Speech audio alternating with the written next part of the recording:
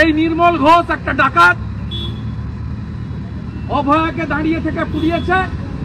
ও বলে দিল, আর মাননীয় বিমান ব্যানার্জি মেরুদণ্ডটা খুলে আলমারিতে রেখেছেন, ড্যাং ড্যাং করে নাচছেন। অসাংবিধানিক আপত্তিকর কথা এগুলো উনি বলে থাকেন এবং এগুলোর কোনো গুরুত্বও নেই।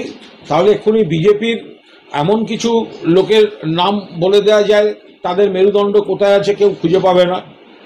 এরকম কাউকে কাউকে ব্যক্তিগতভাবে উনি যে বিশেষণ প্রয়োগ করেন সেটা বোধহয় ওনার এগুলো বলাটা ঠিক নয়। তবে হ্যাঁ, তবে উনি যত এই প্রলাপগুলো বকেন তত মানুষের সিদ্ধান্ত নিতে সুবিধা হয় যে এই দলটাকে ভোট দেওয়া যায় না, বিজেপি দলটাকে ভোট দেওয়া যায়। শেষ প্রশ্ন, আমি বলে গেলাম রাজভবনের সময় দাঁড়িয়ে 26-এ লড়ে নেবো, লড়ে হারিয়ে দেখিয়ে দেবো।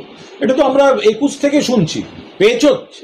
21-এ দলবদলের পর থেকে আবকি বার 200 পার হলো না। পঞ্চায়েত দেখিয়ে দেব, একটা জেলা পরিষদও বিজেপি পায়নি, হলো না।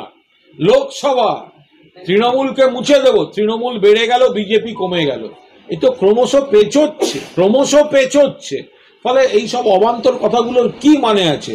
26 সাল লিখে রেখে দিন, মমতা বন্দ্যোপাধ্যায় চতুর্থবারের জন্য মুখ্যমন্ত্রী হবেন এবং বিধানসভা থেকে বিরোধী দলনেতার পদটা উঠে যাবে।